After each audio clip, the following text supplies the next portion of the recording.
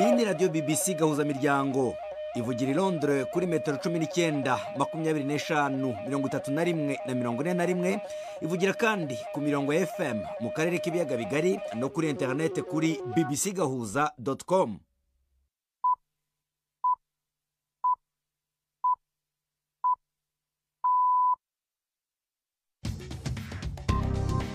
Ubu ni saa 10:30 ku isaha mpuzamahanga GMT, ni saa 12:30 ku isaha yo mu Rwanda no mu Burundi. Muri studio muri kumwe na Felenga Kwaya. Dore ingingo z'ingenzi z'amakuru twabateguriye kuri uyu wa mbere tariki ya 9 z'ukwezi kwa gatandatu mu 2025. Urwego rudasanzwe rukora amaperereza muri Canada rwasohoye icyegeranyo kivuga yuko abapolisi babiri baregwa yuko bishe umunyarwanda Erikson Kabera batazakurikiranwa mu rukiko. Umuryango wese wabyakiriye. Mu by'ukuri raporo uko bayisohoye ntabwo yadushimishije na gato, yuko bavuga ko umuntu bamurashe amasasu menshi, nabo barabyemera, bakoze investigation barabyemera, baravuga ko amaraso amasasu menshi. Leta y'u Rwanda iravuga yuko yafashe icyemezo cyo kuva mu muryango w'ubukungu bw'ibihugu bya Afrika yo hagati CAC. Turajya no muri Denmark tuvugishe Melissa Ikorineza, umukobwa w'umurundikazi ukina imikino yo guterura ibyuma bikomeza cyane umubiri. Ariko se imico yiwabo ntabwo mutera isoni?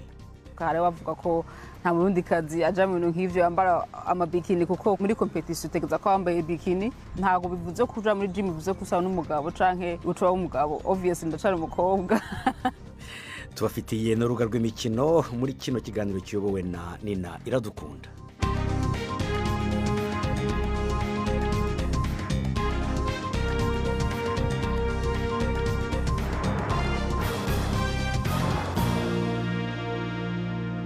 Ibyo byose ariko ni nyuma y'amakuru avugwa hirya no hino mugezwaho na Jacques Nitegeka.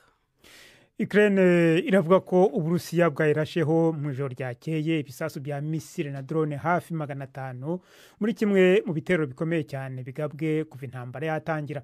Umuvugizi w'ingabo za Ukraine zirwanira mu kirere yavuze ko iki gitero kibasiye cyane ikibuga cy'indege cya gisirikare. Hagati aho ariko Ukraine nayo yibasiye ahantu henshi imbere mu Burusiya. Ni inkuru ya Dani Abehad mugezweho na Jean-Claude Mwambutsa. Igisirikare cya Ukraine kirwanira mu kirere nticyavuze ku buryo busobanutse ibirindiro byatewe, ariko hari amakuru avuga ko ari ibya Dubno mu burengerazuba bw'intara ya Rivne. Ukuriye iyi ntara yavuze ko ijoro ryabaye ribi cyane, ariko ntiyagira ibisobanuro byinshi atanga. Ukraine yugarijwe n'ibisasu biyisukaho ubutitsa, ariko nayo ikarasa ibisubiza nk'ibyaguye ku ruganda rukora ibikoresho by'ikoranabuhanga rya electronique. Kiev ivuga ko ari ibikoresho biyobora indege zitagira abaderevu ndetse n'ibisasu birasirwa mu kirere. Kuri ubu uru ruganda rwahagaritse ibikorwa. Igisirikare cya Ukraine cyavuze kandi ko cyanarashe ibirindiro by'ingabo z'Uburusiya zirwanira mu kirere bikoreshwa mu kurasa ibisasu bya misile bifite umuvuduko wo hejuru cyane mu ntara ya Nizhny Novgorod. Kivuga ko amakuru y'ibanze agihamiriza ko indege ebyiri zarashwe. Hagati aho igikorwa cyo guhanahana imfungwa z'intambara cyatangiye hagati y'Uburusiya na Ukraine. Ntabwo byari byamenyekana neza umubare w'imfungwa zahanahaniwe ku mupaka wa Ukraine na Belarus. Minisiteri y'ingabo y'Uburusiya iravuga ko itsinda rya mbere y'abasirikare b'Uburusiya bari munsi y'imyaka 26 basubiye mu gihugu cyabo, mu gihe abangana nabo b'abanya-Ukraine nabo bashubijwe igihugu cyabo. Perezida Volodymyr Zelensky wa Ukraine yashyize kuri internet amafoto y'abarekuwe bari bogoshe umutwe kandi bambaye ibendera ry'igihugu cyabo.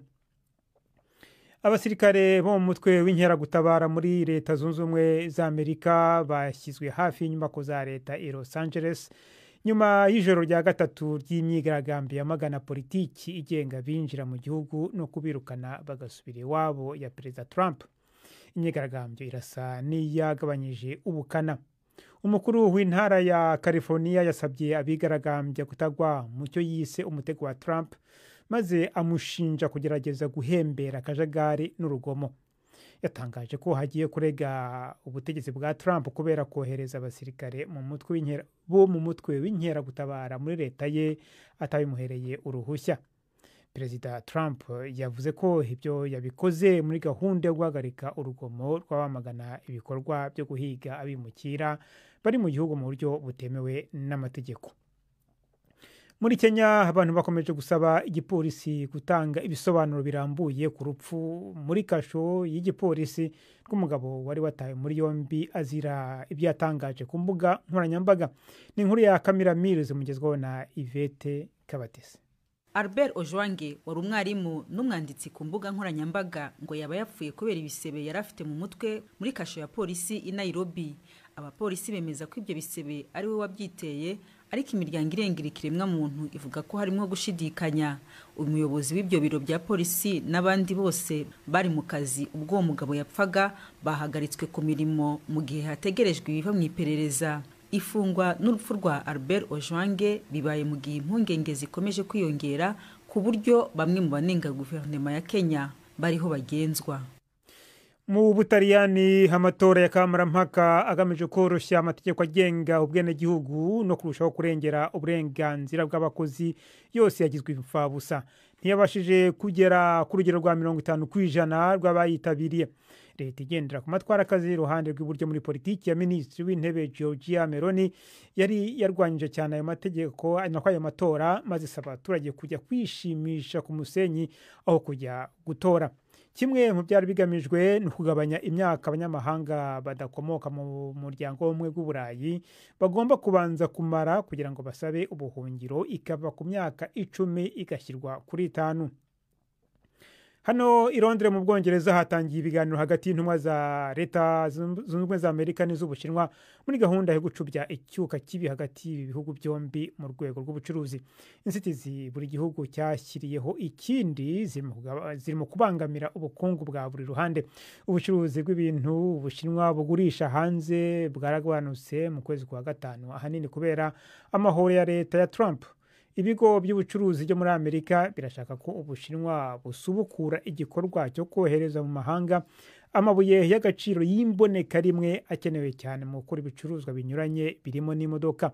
Ubushinwa noneho busa nk'ubwiyemeje kongera gusubukura ubwo bucuruzi n'umuryango w'ubumwe bw'Uburayi n'Ubuyapani. Iki akaba ari ikimenyetso ko Ubushinwa burimo kotsa igitutu leta ya Trump burushaho kwegereza inshuti zisanzwe zimenyerewe za Amerika. Urakoze cyane Jacques Nitegeka.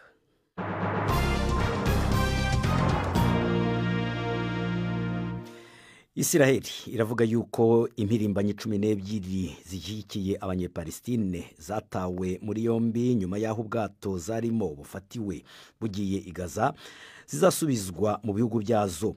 Ubwo bwato bwariho ibendera ry'Ubwongereza bwasubijwe ku cyambu cyo mu majyepfo ya Israeli. Mu bari barimo hari umunyaswede Greta Thunberg hamwe n'umufaransa ukomoka muri Palestine uri mu nteko nshingamateka y'Uburayi. Ni inkuru ya Hugo Bachega mugezwaho na Siriake Muhawe nayo.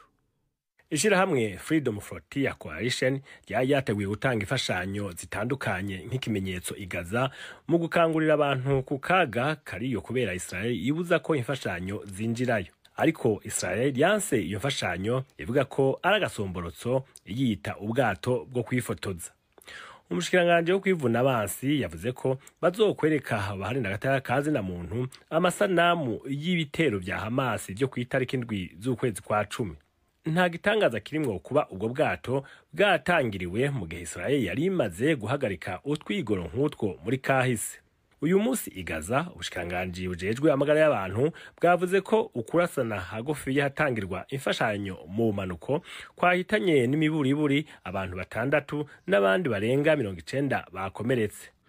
Inkuru ya Hugo Bachega.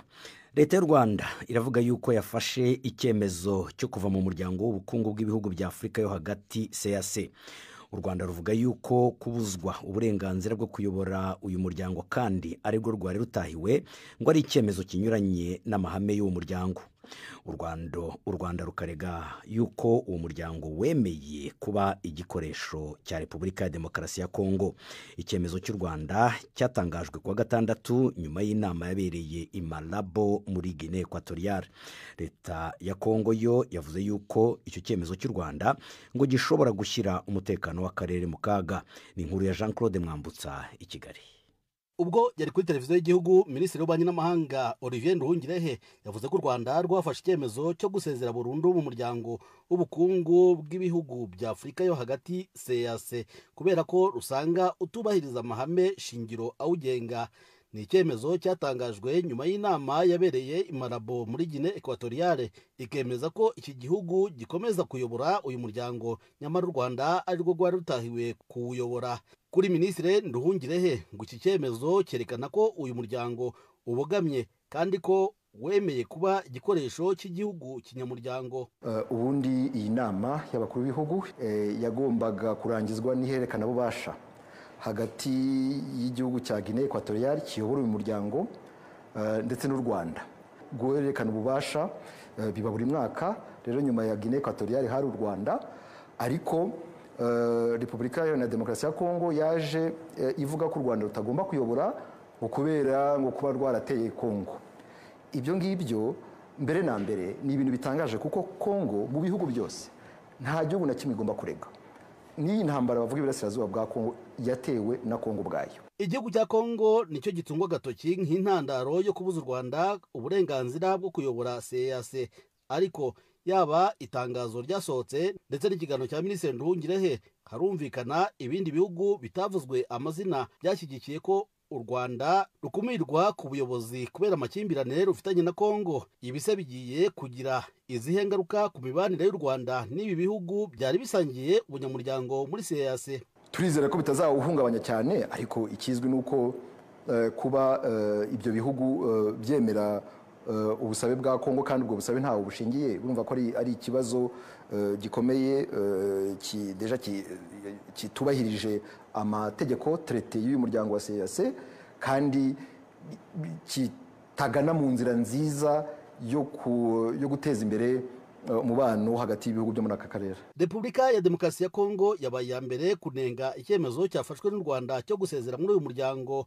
Kongo ivuga ko ugusezera k'u Rwanda gushobora gushyira mu kaga amahoro n'ituze by'akarere. Itangazo ryasohowe na Minisiteri y'Ububanyi n'Amahanga ya Kongo rivuga ko ubushyamirane buri mu burasirazuba bwa Kongo ndetse n'imibanire mibi ifitanye n'u Rwanda binyuranya n'amahame mashya agenga CEEAC.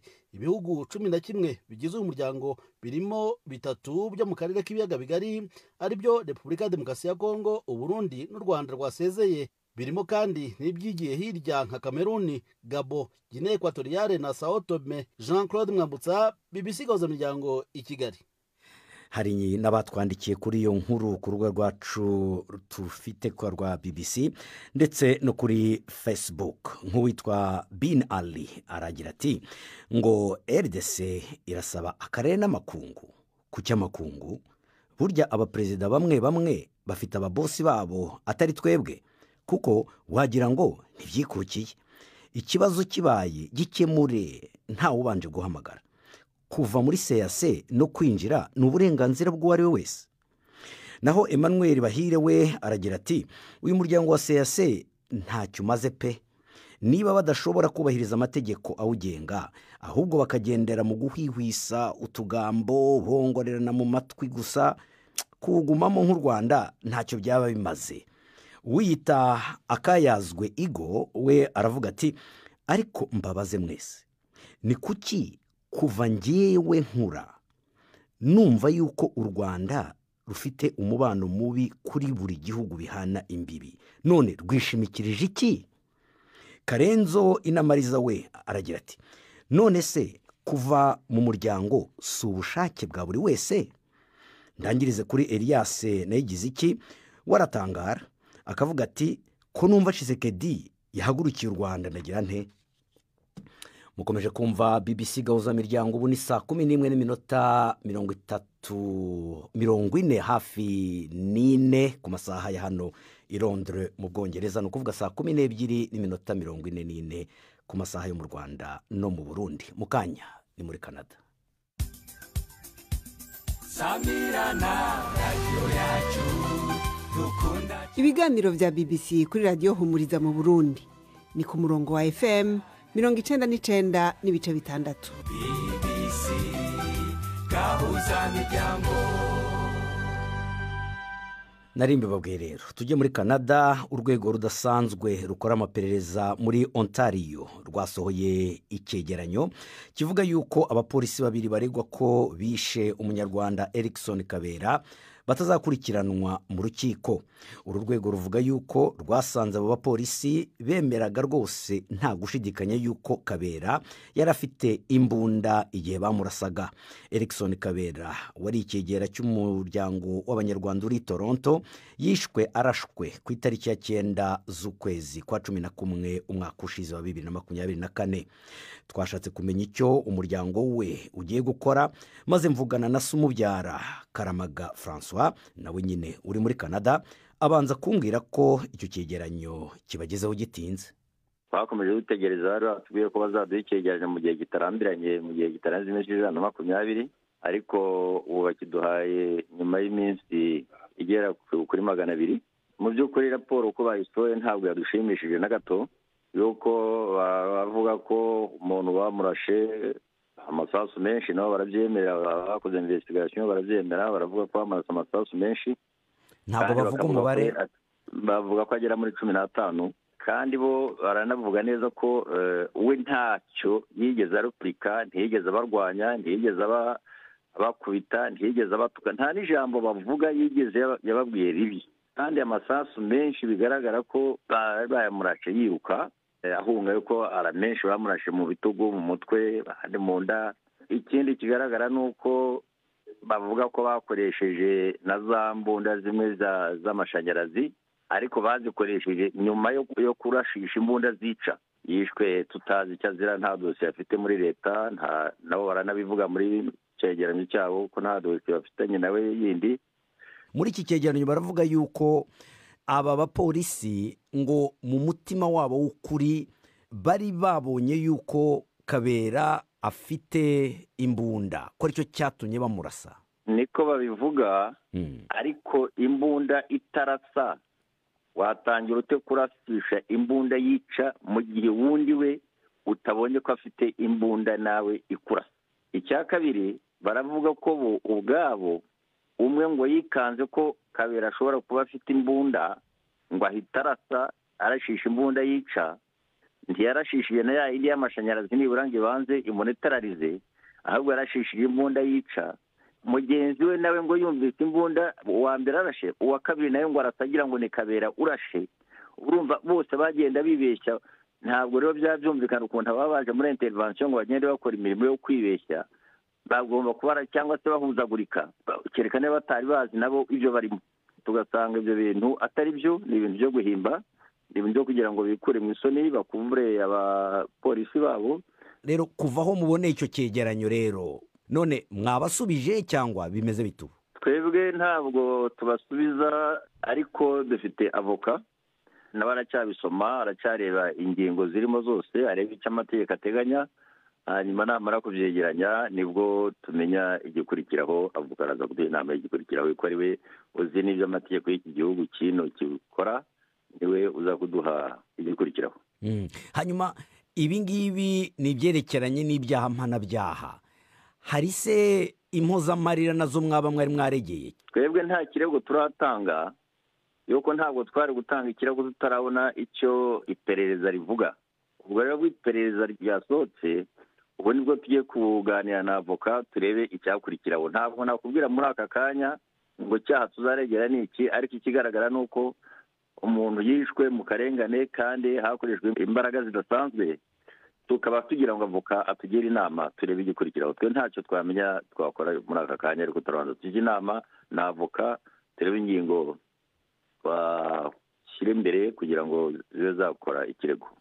Mufite iminsi ingahe kuba mwatanze icyo kirego? Avoka tubwira ko n'abakibisoma kandi agikeneye n'izindi information. Ntabwo nakubwira ngo uyu munsi ngo dusigaranye iminsi 2 cyangwa 3, ariko avoka niwe uzaduha gahunda. Karamaga François.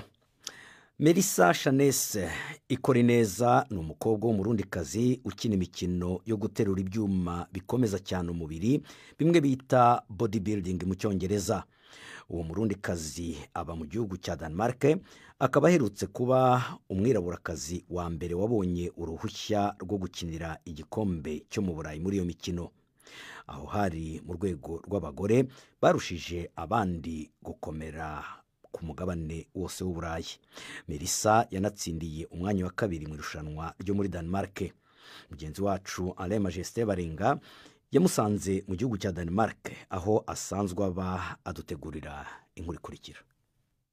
Ni rimwe mu mazina avugangwa cyane mu gihugu ca Denmark, ni mu majaruguru y'umugabane wa Buraya kuva habereye umwiraburekazi wa mbere aronse uruhusha rwo kuja mu ihiganwa rya Buraya ry'abafise umubiri ukomantaye kubera guterura ivyuma bita mu congereza bodybuilding mu gisata c'abagore, aho yabaye wa kabiri mu gihugu cyose ca Denmark. Uwo ni Melissa Chanesi Korineza igihe twamusanga mu gisagara ca Aalborg mu giburaruko bw'igihugu ca Denmark. Uravye ukomeza afise nuko inyama zigabaguye kubera guterura ivyuma ukoresheje amaso asanzwe biragoye kwemera ko ari ingufu zisanzwe z'umugore. Chanesi ariko avuga ko atari yiteze kuba mu bakomeye muri urwo rukino igihe rutangura.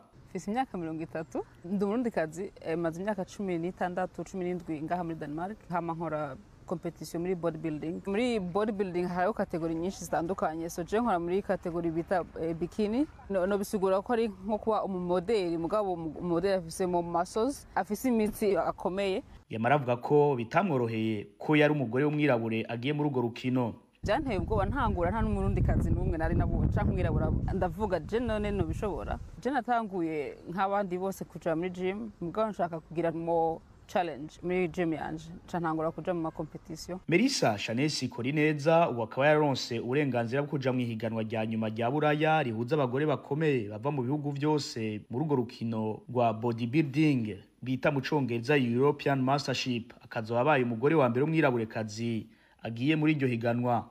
Melissa azobaseruka igihugu ca Denmark, igihugu asanzwe bamwo, avuga ko yiteze gutahukana iryo higanwa. Natanguye competition ya mbere last year just kuraba nimba ari ivyo nshaka kumbandanya competition. Kabeho nabaye top 5 muri the biggest competition in Denmark last year. Hama nyene bica bimpa motivation yo kubandanya, so this year naje muri iyo competition nyine hama nabaye wa kabiri.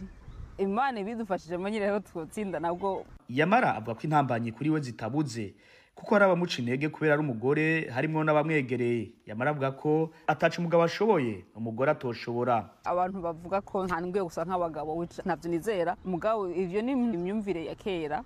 Hari bavuga ko bidashoboka, hari bavuga ko nta murundikazi aja mu bintu nk'ivyo yambara amabikini, kuko muri competition utegeza ko wambaye bikini ko murabata umuco. Bavuga byinshi, mugabo ibyo mfise vision y'ikintu ndagikurikira, ntizeye ku byo abantu bavuze. Ntago bivuze kuja muri gym bivuze kusa n'umugabo canke uca w'umugabo. Obviously ndacari umukobwa ndafise umu boyfriend. Melissa akavuga ko indoto ziwe ari guhimiriza abarundikazi n'abanyarwanda kwijukira urwo rukino rwa bodybuilding kurukwirakiza mu karere k'ibiyaga binini no muri Afrika no kujijura abigeme n'abakobwa gutsinda ubwoba.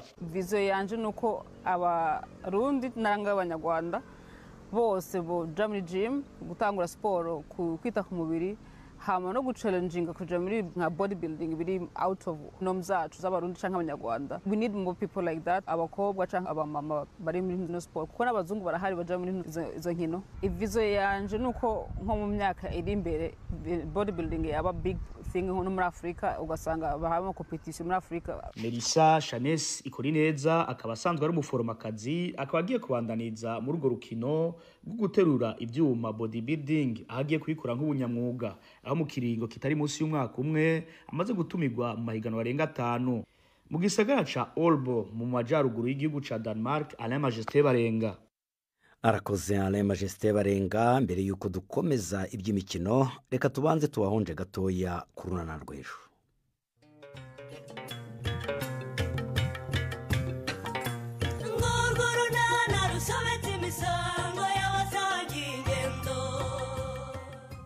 Mu kiganiro runana cyo kuri wa kabiri twabateguriye ntibiki wa mwana wo kutabwiyambitse ngwino ujye kureba mama nyoko, ngwino ujye kureba mama mu cyumba. ngo nyoko mu cyumba habaye iki? Banguka yewe ngwino umurebe, agomba kuba yarwaye malaria y'igikatu pe. Ye uzi ko arimo kuvugishwa, ayiwe arimo guhamagara Chris, ubundi ukumva wagira ngo arimo gutongana na Lea. Rero simbi ayiwe ni 12:45 kuri BBC.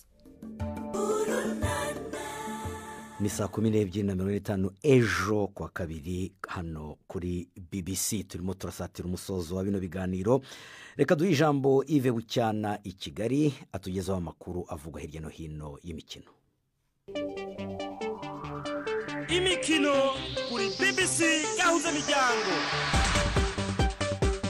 Mwereho neza mwese abateze amatwi BBC. Amakuru y'imikino nyahere ku ntsinzi ya Portugal yaraye itwaye igikombe cy'irushanwa rizwi nka Ligue y'ibihugu by'Uburayi itsinze Espagne kuri za penalty. Nyuma yaho amakipe yombi arangirije anganya ibitego 2-2 umukino wamaze iminota 120. Cristiano Ronaldo kapiteni wa Portugal w'imyaka 40 niwe wabaye intwari y'uwo mukino kuko yafashije Portugal kwishyura ibitego 2-1 yari yatsinzwe ku munota 61. Igitego yatsinze cyatumye amakipe yombi arangiza iminota 90 nganya, hongerwaho 30. Ntiyagira ikitanga muri za penalty. Umunyezamu Diogo Costa wa Portugal yashoboye gukuramo penalty ya Alvaro Morata, birangira Espagne yahabwaga amahirwe itsinzwe.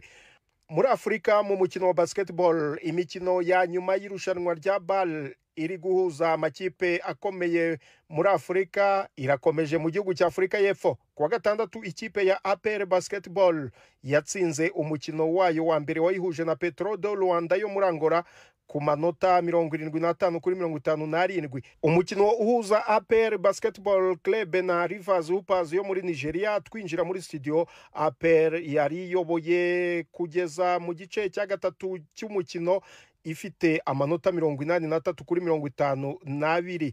Ikipe ya APR Basketball gutsinda uyu mukino birayihesha itike ya kimwe cya kabiri. Ku munsi w'ejo ikipe ya Al Ahly Tripoli yatsinze Creole Star yo muri Cape Verde ku manota 107-81. Ittihad Alex yo mu Misiri yo itsinda FUS Rabat yo muri Maroc ku manota 86-83.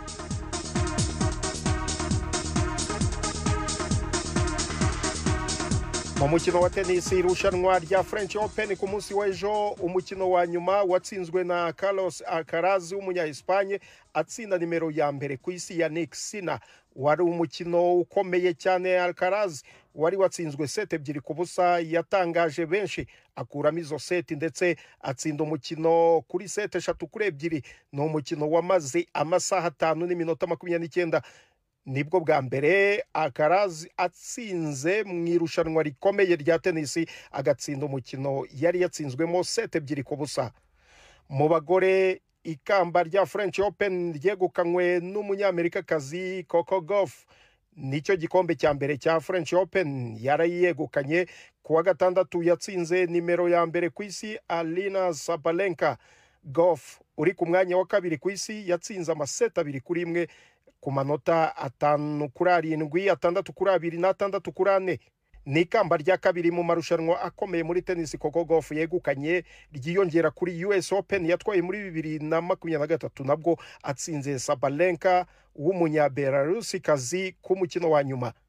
Ngaruke kuri Cristiano Ronaldo wanze kugurwa n'ikipe ariyo yose mu makipe azakina imikino y'igikombe cy'isi cy'amakipe kizatangira tariki 14 z'uku kwezi kwa gatandatu muri Amerika. Perezida wa FIFA Gianni Infantino yaraherutse gutangaza ko Ronaldo w'imyaka 40 ashobora kujya muri imwe mu makipe azakina iryo rushanwa.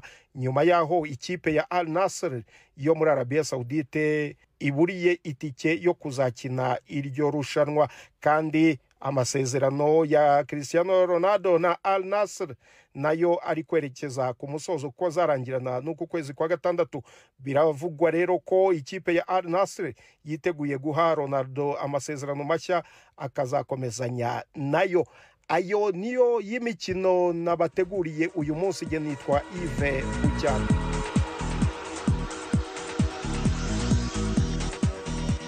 Arakoze Yves Bucyana atugejeje ku musozo wa kino kiganiro, ariko abatugezeho mu kanya niba mutumvisha amakuru twabagejejeho babwire ko twavuze ko urwego rudasanzwe rukora amaperereza muri Canada rwasohoye icyegeranyo kivuga yuko abapolisi 2 baregwa yuko bishe umunyarwanda Erikson Kabera batazakurikiranwa mu rukiko, ariko umuryango we wamaganye ibyavuye muri icyo cyegeranyo.